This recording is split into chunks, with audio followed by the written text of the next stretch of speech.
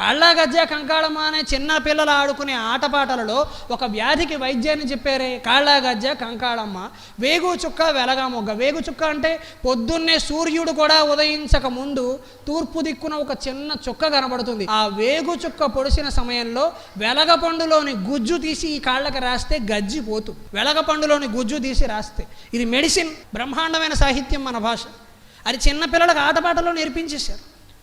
అందుకని ఆ గుజ్జు రాయమన్నారు. అది కాదు, మోదుగా బావి అంటే మోదుగా ఆకులు రాస్తే ఒకవేళ వెలగపండు గుజ్జు వల్ల తగ్గకపోతే మోదుగా ఆకులు వాడితే నయం అవుతుంది. మోదుగా ఆకుల వల్ల కూడా నయం అవ్వకపోతే నిమ్మరసం పిండితే నయం అవుతుంది. నిమ్మరసం వల్ల కూడా నయం అవ్వకపోతే వావింటాకు వల్ల నయం అవుతుంది. వావింటాకు వల్ల కూడా నయం అవ్వకపోతే గుమ్మడి పండులోని గుజ్జు వల్ల గజ్జి తగ్గే అవకాశం ఉంది. ఒక అద్భుతమైన శాస్త్ర విజ్ఞానాన్ని సూక్ష్మంలో మోక్షంలాగా మన దాంట్లో ప్రవేశపెట్టారా లేదా?